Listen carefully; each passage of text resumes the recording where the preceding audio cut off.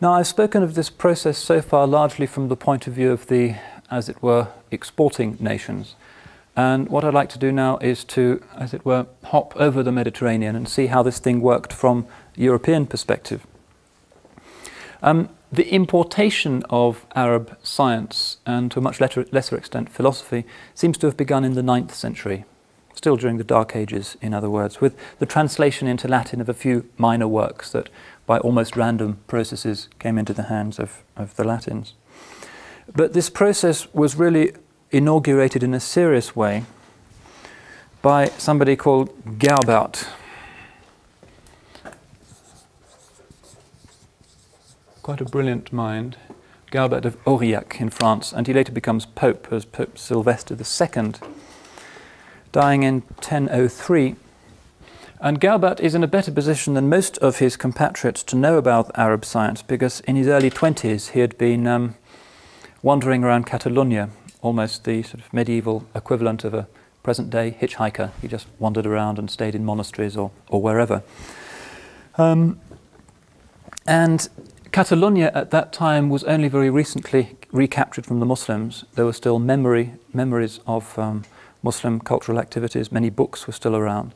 And there's even a colourful legend current amongst the medievals that Gerbert also travelled to Cordoba, where he took a Muslim teacher in the great mosque. And the legend goes on to say that he seduced the daughter of this teacher and stole his books and ran back to Europe with them. And in that way, scholastic theology and the early medieval Renaissance began.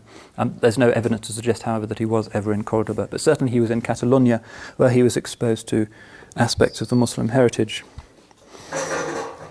Gerbert, very brilliant, although in the 10th century more or less a lone figure, was the leading astronomer and mathematician of his time in Europe, largely because of what he had learnt from the Muslims. He also introduces the astrolabe into Europe. As far as medicine goes, again another practical science that often traverses cultural barriers more rapidly than do some other things. Early medieval Europe was extremely retarded in medical matters. The only people who tried to make a difference were the Benedictines, who very often would open little clinics attached to their monasteries. Particularly well known was the great Benedictine house at Monte Cassino.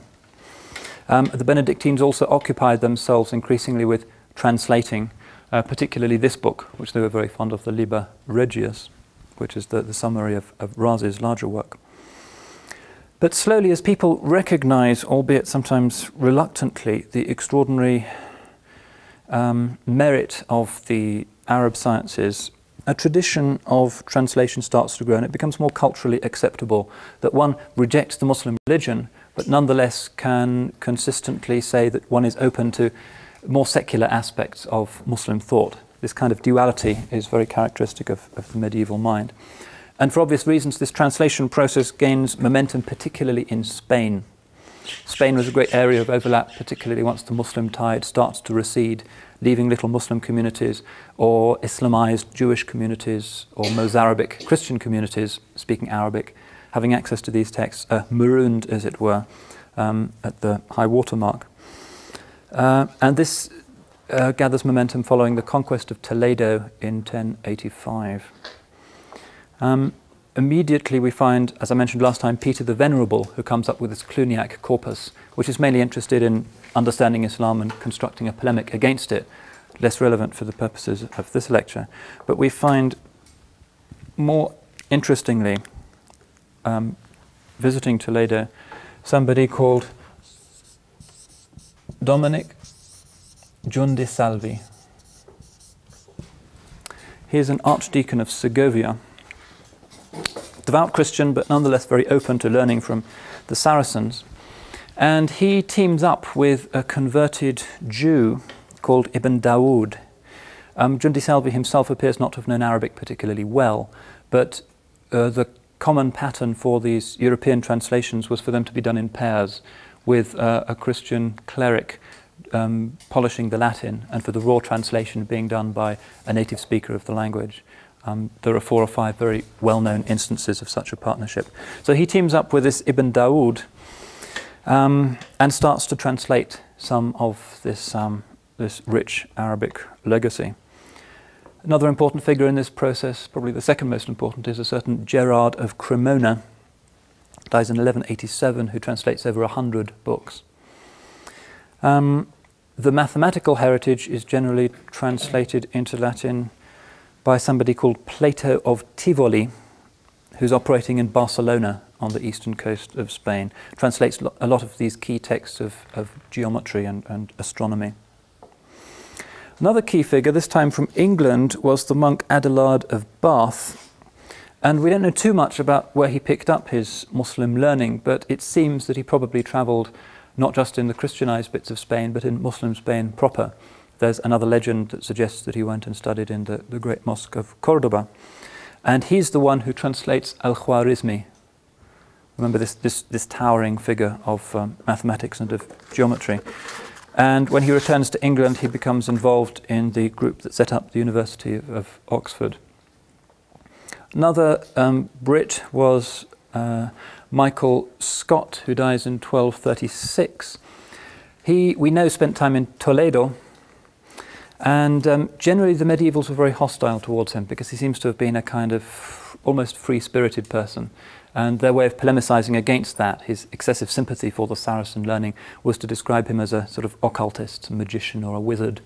So Dante has a very long graphic explanation of how he'll be punished amongst other wizards and sorcerers in the Inferno. Interesting thing about Michael Scott is that he's also interested in the Muslim remains in Sicily. He travels to the court of the great Frederick II, who's the king of Sicily.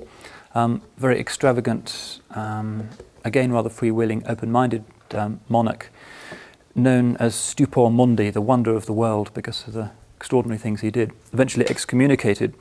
And he basically surrounds himself in this court with Saracen traditions. He eats Saracen food, he learns Arabic, he has Arabic physicians and philosophers at his court. He develops an appreciation for Arabic poetry.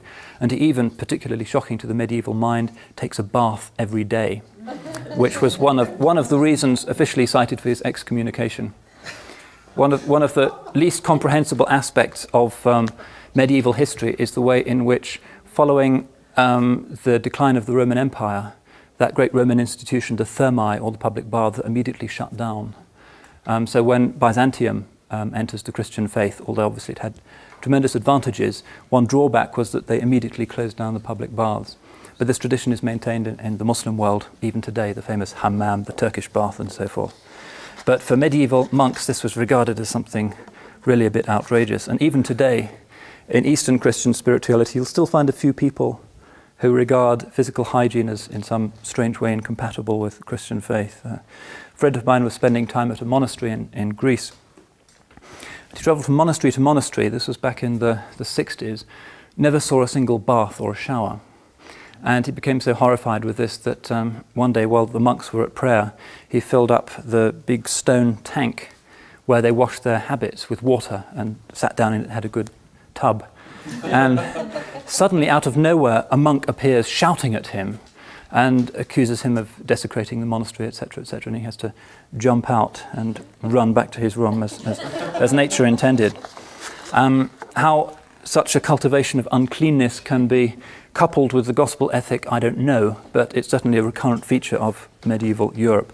You find sometimes in Muslim discussions of how to deal with these nasty crusaders, the advice that you should keep your distance because they're a bit smelly. How are we doing? Sorry? His name? The name, the emperor? Yes. Frederick II. Frederick. Yeah. So he goes around in a turban and sort of nice silk oriental clothes, and this is just too much for the establishment.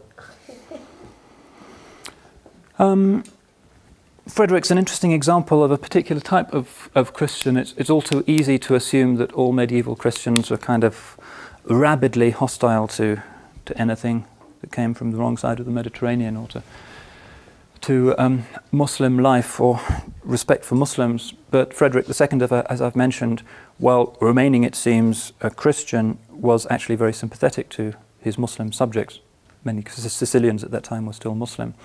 Another example of this, not to be forgotten, is the great Alphonse X of Spain, known as Alfonso el Sabio, Alphonse the Wise, dies in 1284, rules the still largely Muslim city of Cordoba. And if you go to this museum, which I mentioned earlier, which is called something like the Museum of Medieval Cordoba, I can't remember its exact name. It's a very up-to-date, high-tech museum, and you go into one room, and it's completely dark except for 4 life-sized waxworks. And one of them is Ibn Rushd, the Muslim philosopher and jurist of Cordoba. One of them is Ibn Arabi, the great Muslim mystic, also taught in Cordoba. One of them is Maimonides, another Cordoban. And the fourth is the great Christian king, Don Alfonso el Sabio. And one of the unnerving things about this museum is that they actually talk to you. Right? You turn to one of these waxworks and immediately he starts talking to you. And you can choose what language he speaks in. Sadly, they don't have Arabic or Latin in the range of choices, which would be the most obvious ones. And the English translation is this impossibly fruity sort of 19th century public school thing. And to be addressed by Maimonides in those terms is somewhat disorienting. I took she was then 3-year-old daughter in to see this, and she was completely staggered by this phenomenon.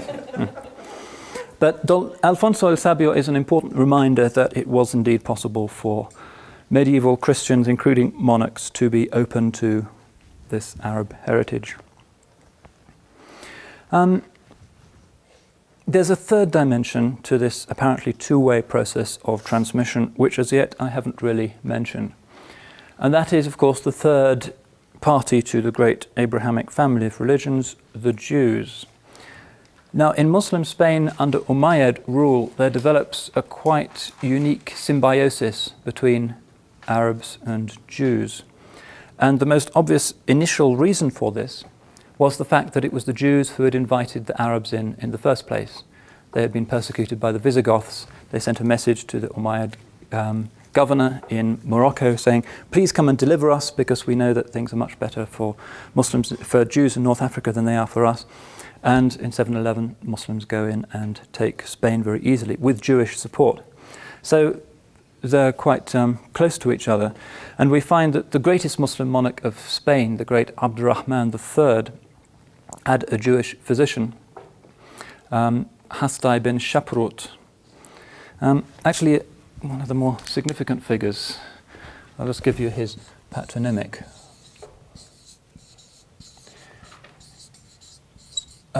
A great scholar of the Haggadah, the doctrinal exegesis of the Hebrew Bible. Ben Shaprut becomes very close to Abdurrahman III, and he's appointed the chief Umayyad diplomat. So he goes off representing Umayyad Spain to various European courts and also to the east. Ben Shaprut also establishes, with caliphal support, Spain's first Talmudic colleges. And the importance of this is that Hebrew immediately becomes a major academic scholarly language. The great medieval flourishing of Hebrew is basically the achievement of medieval Moorish Spain. So we find Spain becoming the great center for Jewish civilization in the Middle Ages. Maimonides, the most obvious example, died in 1204. Also somebody called Avicenna, that's Ibn Jabirol, who dies in 1058. I'll just give you his Latin name.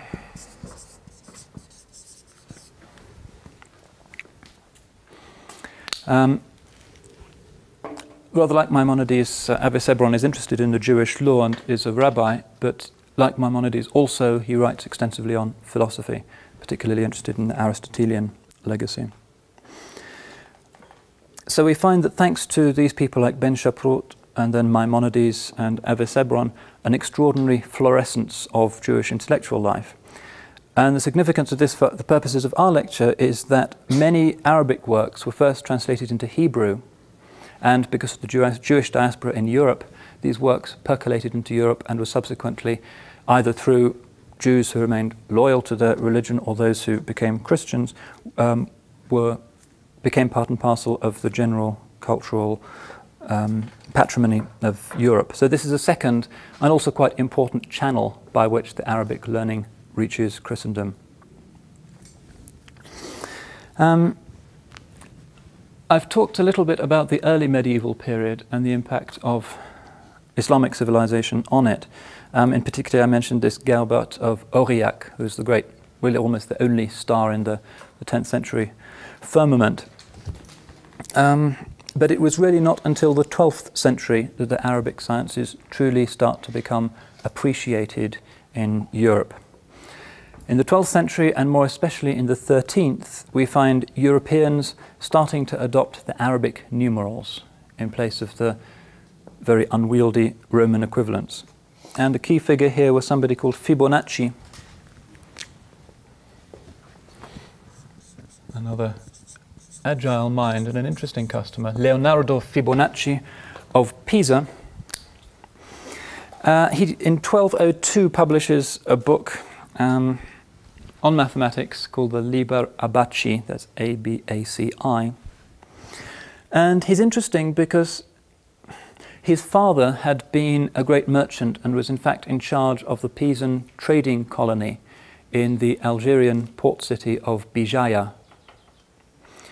And it's thought that Fibonacci Sr.'s dealings with Muslim merchants there made him aware of the superiority of the Arabic over the Roman numerals in accounting, keeping inventory records and so forth. So the elder Fibonacci sends his son to study with the Imam of a mosque in Bijaya, who is also acquainted with mathematics. And Fibonacci Jr. turns out to have a great flair for maths, as very occasionally does happen amongst young people.